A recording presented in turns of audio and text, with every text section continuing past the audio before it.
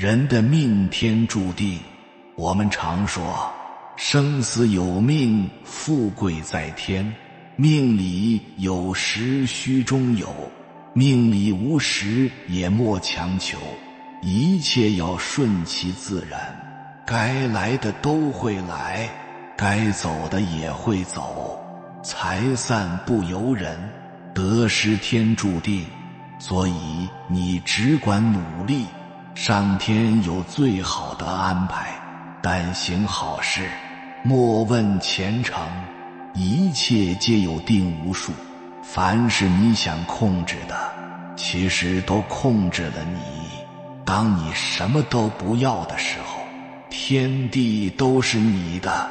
别贪心，你不可能什么都拥有，也别灰心，你不可能什么都没有。所愿所不愿，不如心甘情愿；所得所不得，不如心安理得。知足常乐，开心就好。人生短短几十年，转瞬即逝，凡事要看得开，不计较，看淡，贪求不争，才能无忧；知足才能常乐，放下才能轻松，释怀才能舒服。不要害怕失去，所有失去的本来就不属于你，也不要害怕伤害，能伤害你的都是你的结束。你以为错过的是遗憾，其实可能是躲过一劫。你信不信，有些事情上天让你做不成，那是在保护你。别抱怨，别生气，世间万物都是有定数的。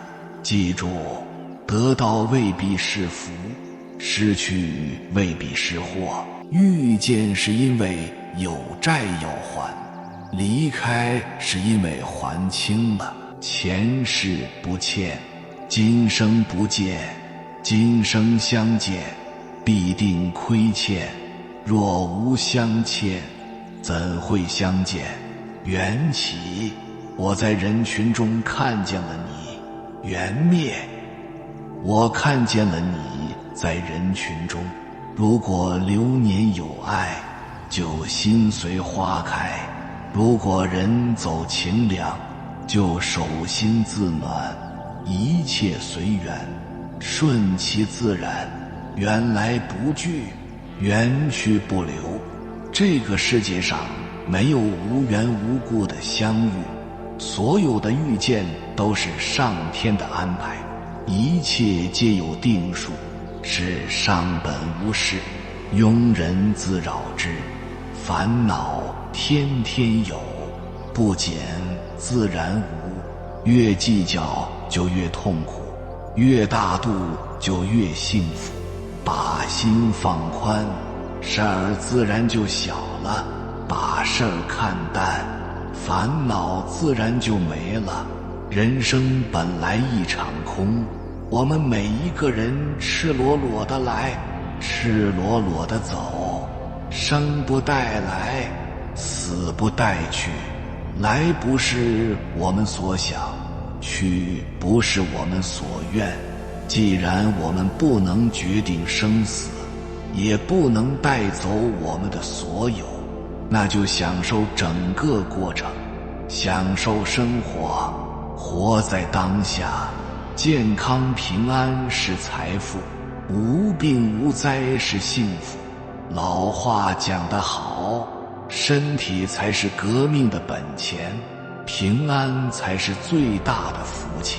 别把功名利禄看得太重，健康平安才是第一，没有这个一切都是零。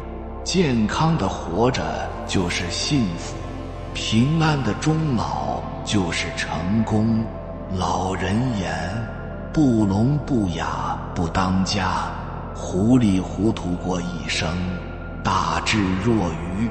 难得糊涂是一种人生的境界。所以说，吃亏是福，占小便宜的确实要吃大亏。我发现很多人都想赚钱，但是钱的背后是事儿，事的背后是人。什么意思呢？只要你把人做好，自然就能把事儿做好。你做不好，会有很多人来帮你把事儿做好，事做好了，钱自然就来了。所以一个人能够有成就，人品才是核心。今天当你坑这个骗那个，你能赚到一时的钱，但是你损失的是福报，你损失的将是人品，你损失的将是所有的人和你的人际关系。所以我想告诉大家，因果是真是不虚的。把时间线拉长，10年、20年、30年，你会发现好人一定有好报。你当年做的一件好事，到最后一定会回到你身上。坏人一定有怀报，老天爷惩罚坏人的最大的方法，就是让他当了坏人。所以我们永远要善心善念，对你见过的每一个人，对你遇见的每一个人，记住，在这个世界上，你遇到的每一个人，你都能善心善念对待他，你就会去振频到更多善心善念对你的人进入你的生活当中。因为宇宙是圆的，地球是圆的，你付出什么就会收获什么。宇宙的第一规律叫做付出等于收获，叫做种瓜得瓜，种豆得豆。你种的是善，一定收获一个善；你种的是恶，你收获的一定是恶。人越付出就越拥有，会给自己积福多多，福报多多，连子孙后代都会有好处。每一个家长都希望望子成龙，望女成凤。很简单，想让我们的孩子过得好，那就劝你善良，父母善良，孩子就会拥有大福报。为什么这么说呢？认真看完这个视频，一定要收藏点赞转发给你的孩子，他一定会感谢你的。你要相信，只要父母善良，孩子就会获得大福报。孩子进入社会就会碰到贵人，就会获得财富。但是相反，如果父母非常恶毒歹毒，那这个孩子在社会上他很难获得福报。孩子在社会上就会碰到人渣，不会获得财富，也不会有贵人靠近。贵人说白了，他见到做恶人的后代，他会不会帮忙？他肯定不会。为什么呢？因为家教习性的传递，你会发现一个现象，那就是富贵并且比普通人过得更好的那些人，他们的父母都是善良，或者说他们父母当中，母亲为人善良，或者父亲为人善良。如果父母都是恶毒之人，他的子孙后代一定是命运悲催的。想要改变这个难度太大了，要靠自己积累福德。因为福德是一种粮食，也是一种资本，可以吃也可以翻身。记住一句话，痛苦的背后是礼物，但是你要超越这个痛苦，才能拿到背后的礼物。很多人会认为这个事把我压得喘不过气，你放心吧，老天爷绝对不会把你玩死。叫天无绝人之路。发生在你身上所有的事儿都是中性的，没有好坏，也没有意义，是你的念头赋予了那件事意义，把那件事儿变成了坏事或成好事。你的人生已经走到谷底了，往哪儿走都是向上，有时候无路可走就是路。你遇到的每一个人其实都是来修炼你的，感恩这个世界所有伤害你的人，感恩这个世界给你制造麻烦的人，因为是他让你的生命成长，他在你的生命当中扮演黑天使的角色。没有磨难，你怎么会提升呢？你们有没有发现，人往往是在顺境当中会提升呢，还是在逆境当中会提升呢？是在逆境当中最容易提升。你记住，在这个世界上，发生在你身上的任何一件事儿，都是你灵魂前出生计划好，都是安排好的。如果你的生命承受不了，这件事根本就不会出现在你生命上。你出生在什么样的家庭，遇到什么样的父母，这辈子你会碰到什么样人，什么样的事儿，一切都是设计好，你只是来玩游戏而已，仅此而已。你在这个世界上会遇到什么人，这个人会怎么对你，这是上辈子注定的。他之所以会对你好，是因为上辈子你对他好，之所以会害你，是因为你上辈子害了他，他还要来害。4句极具灵性的话，无论你遇见谁，他都是对的人，无论发生什么事，那都是唯一会发生的事。不管事情开始于哪个时刻，都是对的时刻。已经结束的，就已经结束了。这几句话让我想起了佛陀释迦牟尼说过的相似的话。无论你遇见谁，他都是你生命中该出现的人，绝非偶然。他一定会教会你一些什么。生活会有答案，但不会马上把一切都告诉你。他会在你往后的日子里，在体验艰辛与磨难的时候，把你多余的东西一点一点剔除。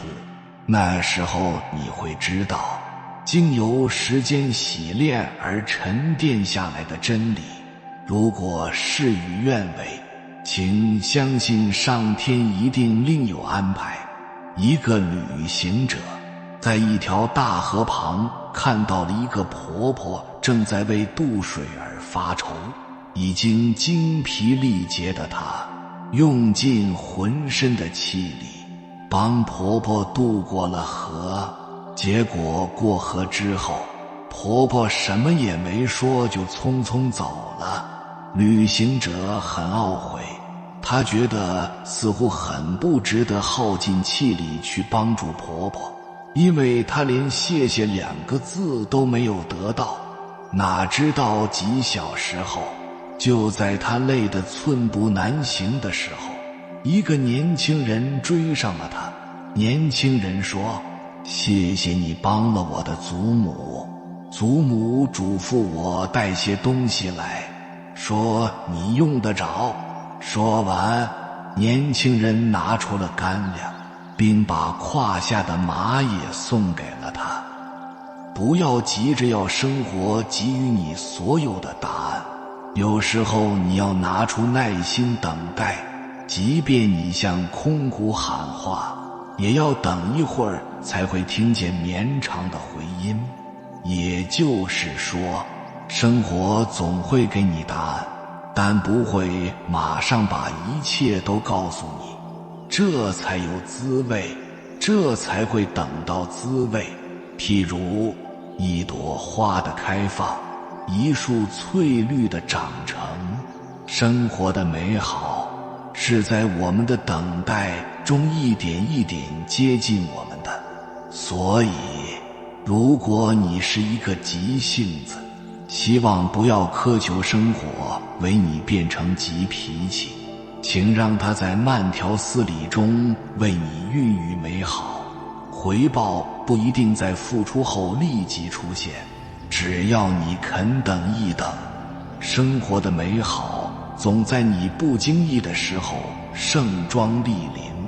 山有峰顶，海有彼岸，漫漫长途终有回转，余味苦涩终有回甘。一切都是最好的安排。感恩生命中所遭遇的一切。人的一生很像是在雾中行走，远远望去只是迷蒙一片，辨不出方向和吉凶。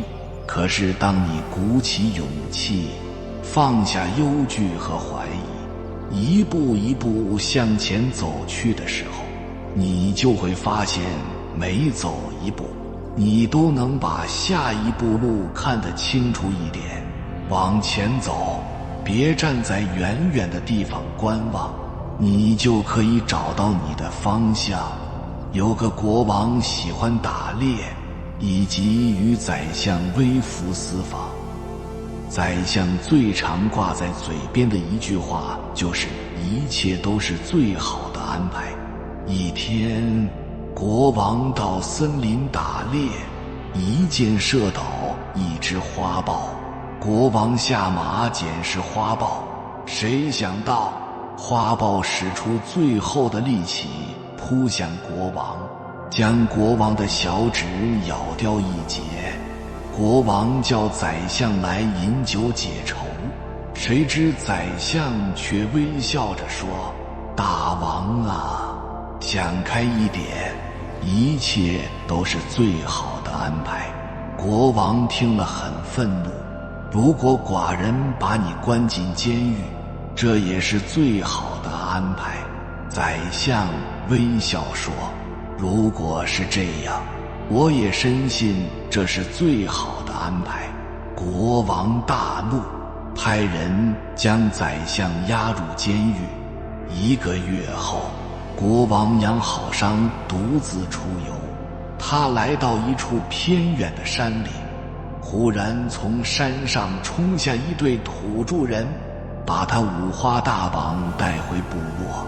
山上的原始部落每逢月圆之日，就会下山寻找祭祀满月女神的牺牲品。土著人准备将国王烧死。正当国王绝望之时，祭司忽然大惊失色，他发现国王的小指头少了小半截，是个并不完美的祭品。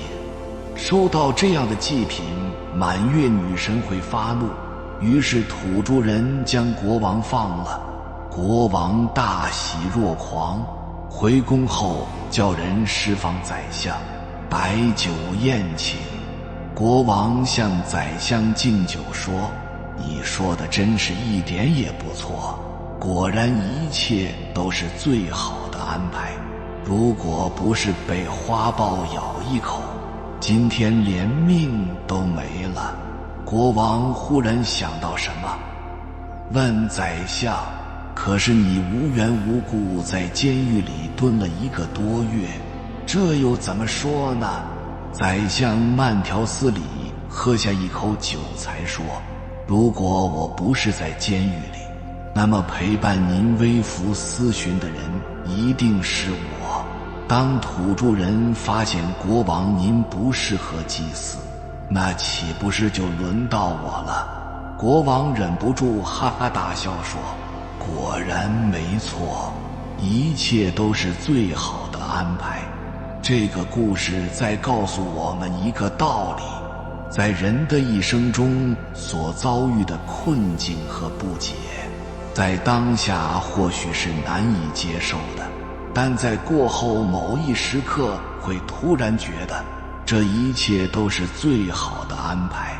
泰戈尔曾说过，你今天受的苦，吃的亏，担的责，扛的罪，忍的痛，到最后都会变成光，照亮你的路。把眼光放远，把人生视野加大，不要自怨自艾，更不要怨天尤人，永远乐观奋斗，相信天无绝人之路，上天不会无缘无故做出莫名其妙的决定，他让你放弃和等待，是为了给你最好的。走到生命的哪一个阶段，都该喜欢那一段时光，完成那一阶段该完成的职责，顺生而行，不沉迷过去，不狂热地期待着未来。生命这样就好，不管正经历着怎样的挣扎与挑战，或许我们都只有一个选择，虽然痛苦，却依然要快乐，并相信未来。道德经云：人法地，地法天，天法道，道法自然。人生就是一场修行，大道至简，唯有顺其自然，才能活好这一生。顺其自然，凡事要听从内心，无如养心，未尝离却事物。只顺其天，则自然就是功夫。作为研究心学的一代圣人，王阳明一直主张致良知，跟随自然的发展规律，不断调整心态，将天地人合一，从而达到顺其自然的境界。王阳明伴着祥云而生，从小衣食无忧，富贵荣华，但这不是他想要的生活。在他11岁时，就立志将读书做圣贤列为人生的头等大事。为实现这个志向，他经受了很多磨难，先是科举落地，后来仕途不顺，因直言上书要求皇帝惩治宦官而遭人陷害，不仅廷杖4十，还将他贬为贵州驿丞。王阳明的遭遇令人痛心，但他却从容淡定，在经历种种之后，仍然能顺其自然，不动心，足以见他的内心是多么强大。从被贬龙场到龙场悟道，再到后来与程朱理学的抗争，他都顺其自然，没有违背自己的良知，遵循自然规律，一步一个脚印的推进，终于使得阳明心学成为人人推崇的学术理论。正因为王阳明能够听从内心，凡事不强求，一切顺其自然，才成为千古一代受人追捧的大圣人。而顺其自然，像水那样随方救援，知有水也，人心之无不知，有水之无不救下也，决而行之，无有不救下者。我们的良知如同水一般，顺势而流，这便是在遵循自然规律，达到了知行合一的境界。曾看到这样一个小故事，有一位神射手天赋异禀，射箭技术一流，可谓是百步穿杨，一直以来被人们崇拜。他的名气大到惊动了当朝皇帝，皇帝慕名而来，想要一睹神射手的风采，并且当众承诺，若神射手真像大家所说的那样可以百步穿杨，那就赏赐他黄金万两，荣华富贵享用不尽。但如若不然，便是犯了欺君之罪，要被杀头的。当时神射手心中满是杂念，自信一度跌落谷底，总想着万一射不中怎么办，到时候就真的要被杀头了。越想就越无法集中注意力，一面是荣华富贵的诱惑，一面是惨遭杀头的恐吓，因此这位神射手有史以来第一次失手了。